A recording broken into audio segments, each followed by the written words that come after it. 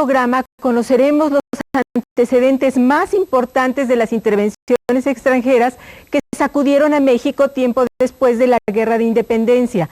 Comprenderemos los aspectos más relevantes de la reforma y la Constitución de 1857.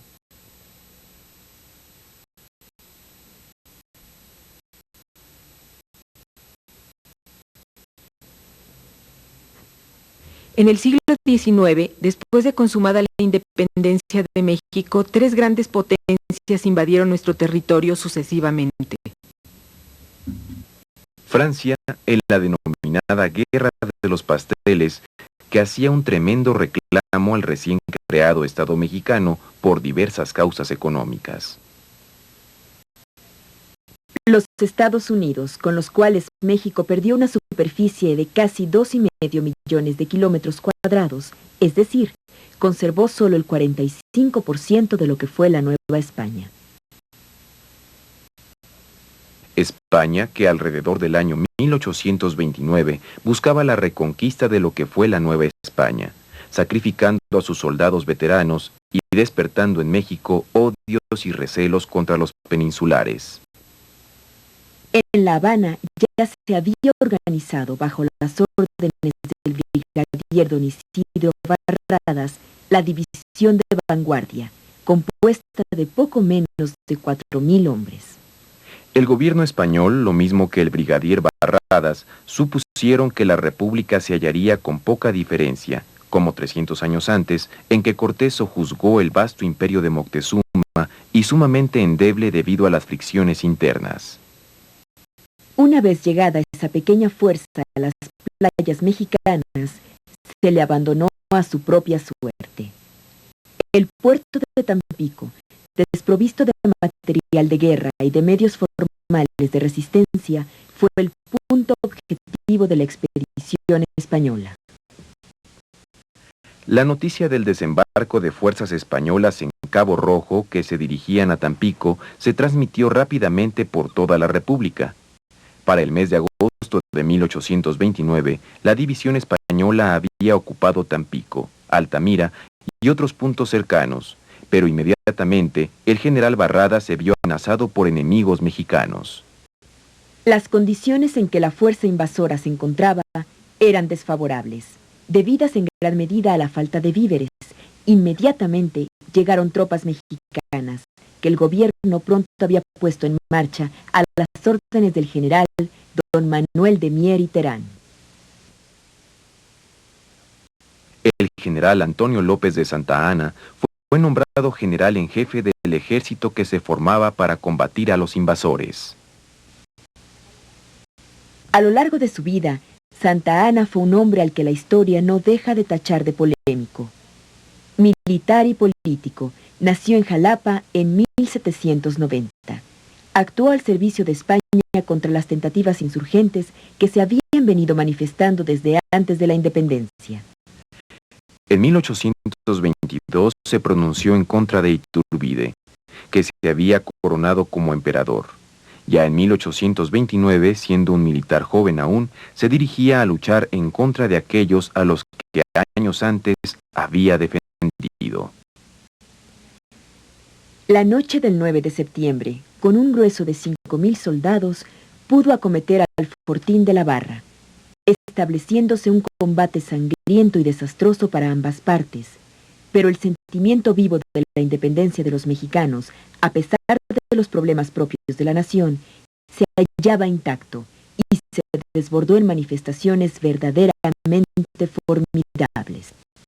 En esta situación tan amenazadora, el general Barradas tuvo que rendirse y salvar la vida de sus engañados compañeros.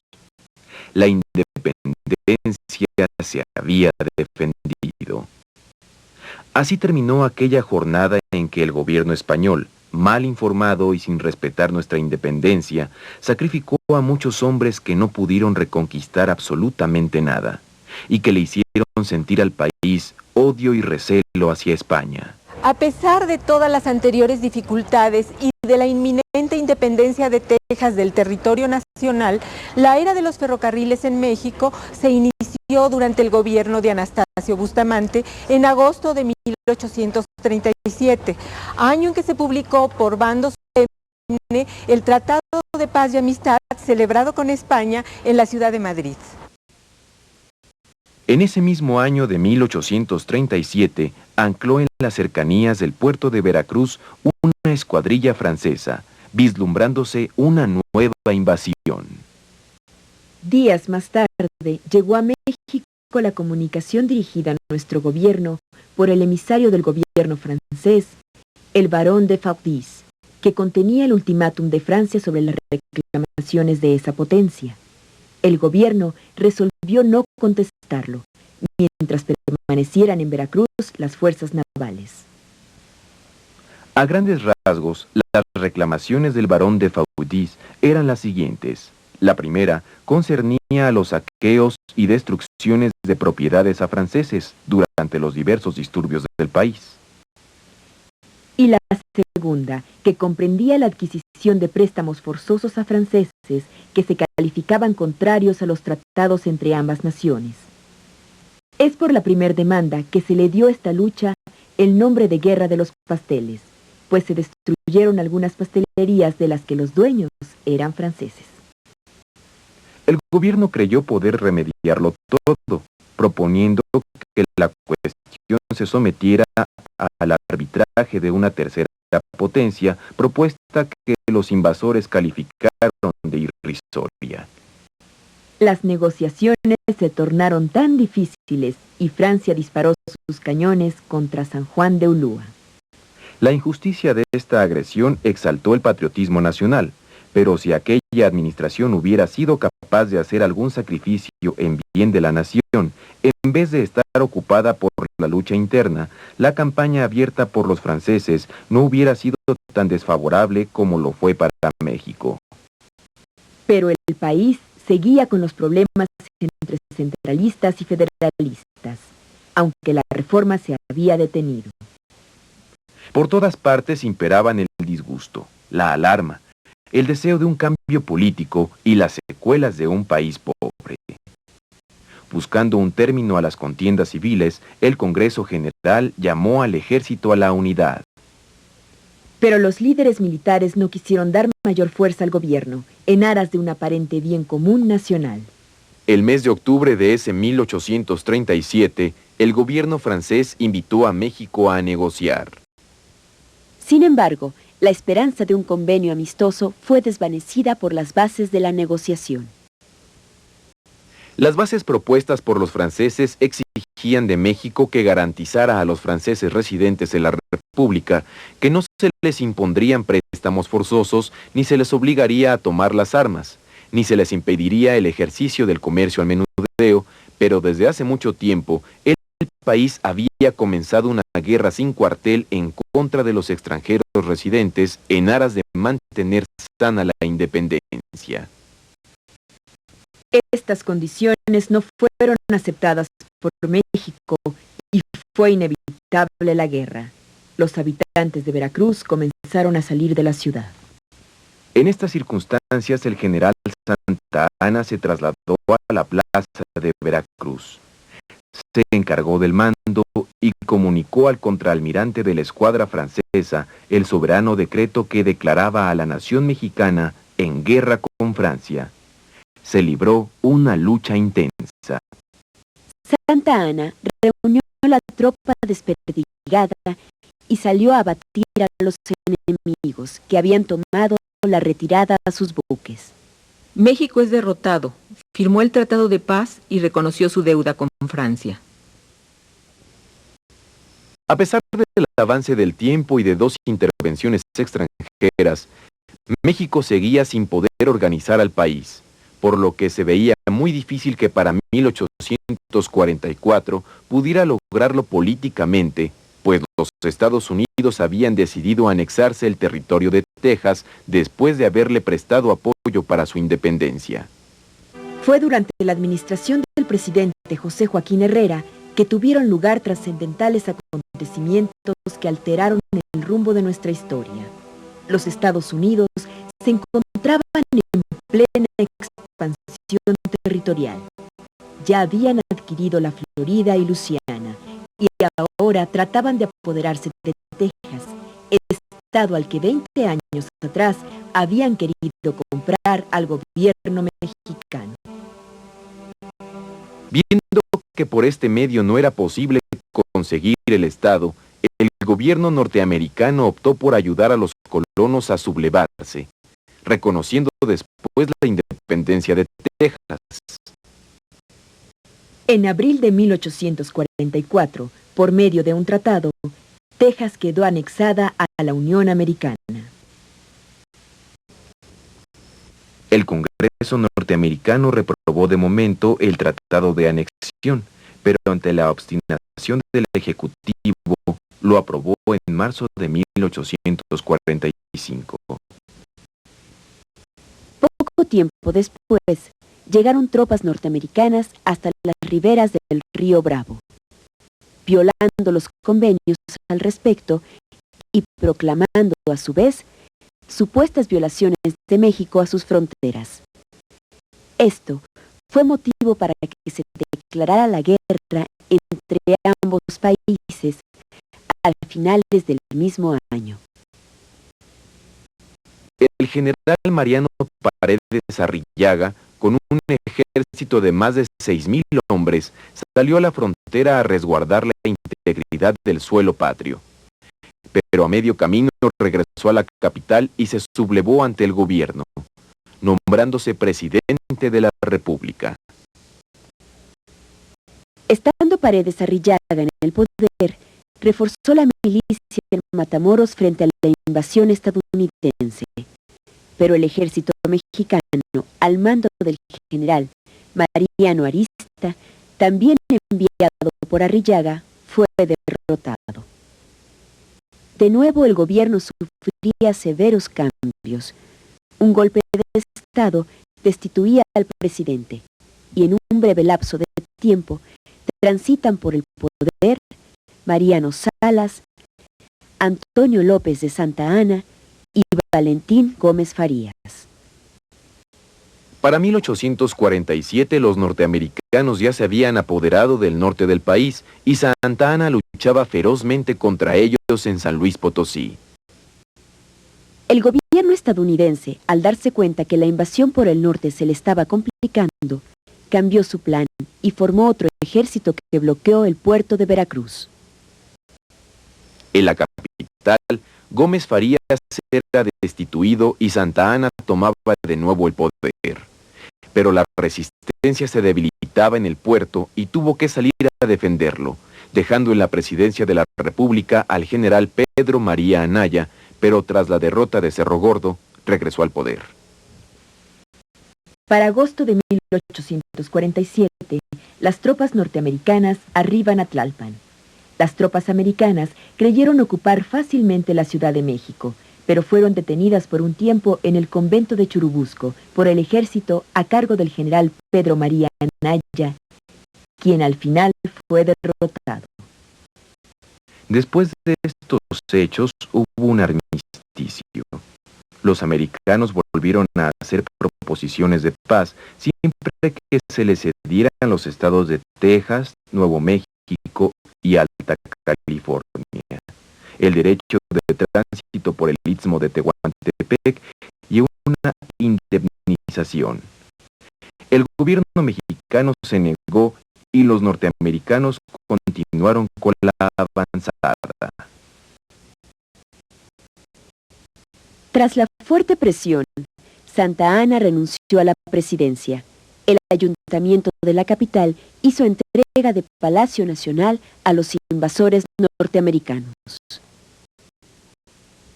El gobierno ordenó someter al general Santa Anna, quien partió rumbo a Oaxaca, donde el gobernador licenciado Benito Juárez no le permitió la entrada, y se vio obligado a salir rumbo al exilio.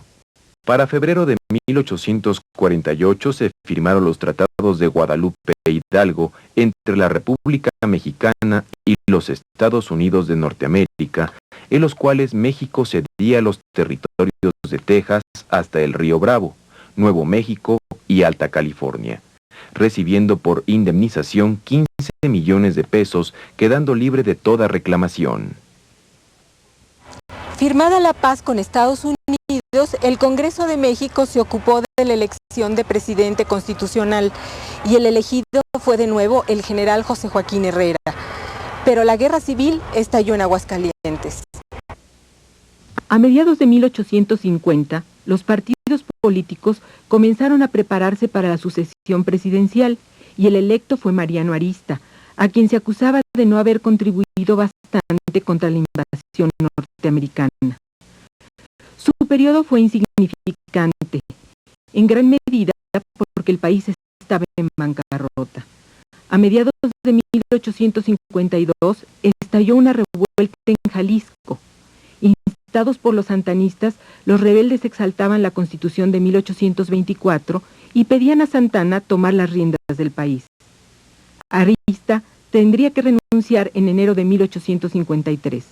Los problemas internos aún no cesaban. El presidente de la Suprema Corte, licenciado Juan Bautista Ceballos, se hizo cargo del Poder Ejecutivo el mismo mes y al tener oposición con el Congreso, pretendió convocar a una convención nacional que reformara la Constitución, pero los diputados no aceptaron. Santana llegó a México en abril de ese mismo año y su gabinete estuvo formado en su mayoría por conservadores. Este es el último periodo de Santana y el más estricto que pudo lograr, pues trató de fundar una monarquía bajo la protección española, pero por fortuna no tuvo eco.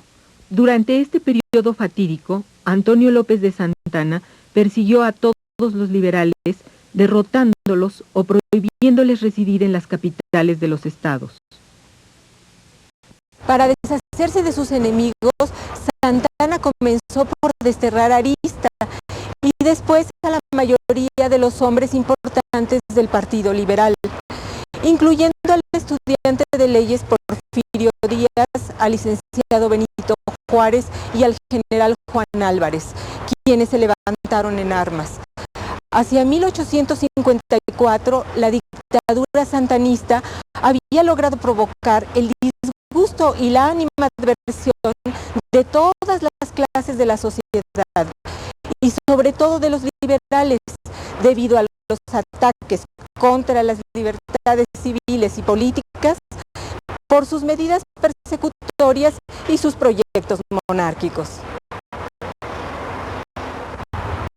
Debido a estos acontecimientos, los liberales se unieron y proclamaron el Plan de Ayutla y la guerra en contra del presidente. El 9 de agosto de 1855, derrotado Santana, salió de la capital rumbo a Veracruz, dispuesto a expatriarse. La era de Santana terminaba y los liberales tenían por fin el control del país y de la reforma en sus manos. Ya con el gobierno de Juan Álvarez se vuelve a aplicar la ley de reforma, convocándose a un Congreso Constituyente, pero sobre todo en contra del clero. En algunos estados de la República hay levantamientos a favor de la Iglesia. Tras largos debates de más de un año entre los congresistas victoriosos, los conservadores y los moderados, el 5 de febrero de 1857 proclamaron la Constitución, que lograba tanto la igualdad y la libertad para todos los mexicanos como el establecimiento de los primeros brotes de ciudadanía. Muchas de las garantías y libertades conseguidas en esta Constitución ya provenían de las leyes orgánicas y de la anterior Constitución de 1824. En plena guerra civil de reforma, en el momento más cruento de la lucha, cuando se había llegado a un equilibrio de fuerzas entre los liberales, defensores de la Constitución de 57, y los conservadores que desconocían a dicha Constitución por considerarla contraria a las creencias religiosas de la mayoría del pueblo de México. Se dan en Veracruz las leyes de reforma. Este es un paso fundamental para suprimir todas las estructuras que habían sobrevivido desde la época virreinal. Esta mezcla de asuntos religiosos y políticos, eclesiásticos y civiles, que arrancaba desde el regio patronato, o sea, el concordato que firmara la corona española con el pontificado para facilitar la conquista espiritual de los indígenas. Ahí México se puso a la vanguardia de todo el continente y decretó la separación entre la Iglesia y el Estado. Una de las máximas realizaciones de esta reforma fue la creación del registro civil y precisamente como fueron leyes dadas en plena guerra, se decretó también la nacionalización de los bienes de la Iglesia para que esta institución no siguiera financiando la propia guerra a favor de los conservadores. La Ilustración trae consigo todos los principios que van a constituir toda la corriente del liberalismo. Y el país, justamente al tratar de darse sus formas de organización, adopta una serie de principios del liberalismo y también toma, porque siempre ocurre esto en todo el desarrollo de toda sociedad, los modelos que le parecen mejores, más asequibles, más provechosos para la sociedad. Y naturalmente adopta una serie de formas liberales que están desde la constitución del Estado, la organización económica, las relaciones de la Iglesia y el Estado, porque había una mezcla, aun cuando hay que decir que realmente el Estado intervenía más en las funciones de la Iglesia que en las funciones del Estado.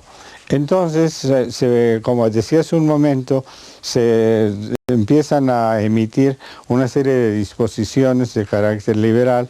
Son las relaciones con la Iglesia, la desamortización de los bienes del clero, el Estado toma a su cargo y el llevar la estadística y el control de la sociedad, y por eso erige el registro civil, se nacionalizan los cementerios, y todas esas disposiciones van a quedar incorporadas en la Constitución de 57, que es una constitución eminentemente de tipo eminentemente liberal. El gobierno liberal, ya encabezado por Benito Juárez, se estableció en la capital a principios de 1861. Para ese entonces, la reina Victoria I del Reino Unido de la Gran Bretaña e Irlanda, la reina de España, Isabel II, y el emperador de Francia, Napoleón III, al considerarse obligados por la supuesta conducta arbitraria y vejatoria de las autoridades de la República de México, exigen una protección más eficaz para las personas y propiedades de sus súbditos, así como el cumplimiento de las obligaciones que la República tiene contraída para con ellas, y proclaman una convención realizada en Londres. Las potencias se comprometen, entre otros puntos, a adoptar las medidas necesarias para enviar a las costas de México fuerzas combinadas de mar y tierra, cuyo conjunto deberá ser suficiente para poder tomar y ocupar las diversas fortalezas y posiciones militares del litoral mexicano. Por parte de Francia, la intervención quedó encomendada al conde Dubois de Saligny, que obraba junto con el conservador mexicano don Juan Almonte, hijo del gran Morelos, al que Benito Juárez había declarado traidor a la patria y que disponía a su antojo del jefe militar de la expedición francesa. El trasfondo de la disidencia de los conservadores, sobre todo de Almonte, es el proyecto de destituir al gobierno de Juárez y traer a Maximiliano como rey de este país. Después de algunos ajetreos, se convino en tratar la paz y los convenios de la soledad, mismos que no fueron respetados. Los franceses exigían ser dueños de Córdoba y Orizaba. Se volvió entonces inevitable la guerra. La Convención de Londres se da por rota y los países invasores deciden obrar independientemente, faltando a los compromisos con México. Después de asegurar sus líneas de comunicación entre la Mesa Central y Veracruz, Faury avanzó sobre Puebla, con más de 30,000 franceses y un grupo de oficiales que se habían puesto a sueldo de estos. La defensa, que duró 2 meses, fue heroica.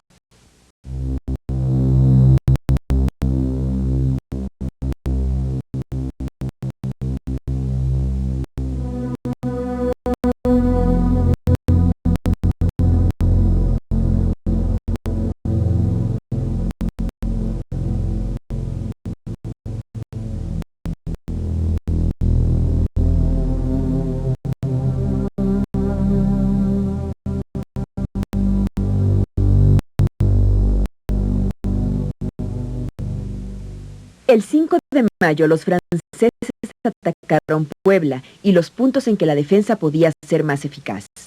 Y después de redoblados esfuerzos, regresaron a su campamento de ataque y posteriormente a Orizaba, donde humillados y furiosos fueron derrotados. La victoria del 5 de mayo hizo perder un año a los designios de Napoleón III, pero a fin de cuentas, Puebla tuvo que rendirse, reivindicándose con esto el Partido Conservador y permitiéndole señorear al país. Para diciembre del año 1862, Benito Juárez decía en una carta que el gobierno debía preparar a la nación para todo evento. No declararía la guerra, pero que rechazaría la fuerza con la fuerza hasta donde sus medios de acción se lo permitieran. Pero con diversas derrotas, el país volvió a caer en un estado de indecisión. La idea que prevaleció fue la de proclamar la monarquía, y gracias al apoyo de los conservadores, sobre todo durante 1863, el archiduque Maximiliano fue votado como rey. El 12 de junio de 1864 llegaron al puerto de Veracruz Maximiliano de Austria y su esposa Carlota Amalia. Napoleón III, que conocía las ideas anticlericales de Maximiliano, supuso que sería un mero instrumento en sus manos, pero el tiempo comenzó a pasar y las medidas del emperador fueron nulas o de poca importancia.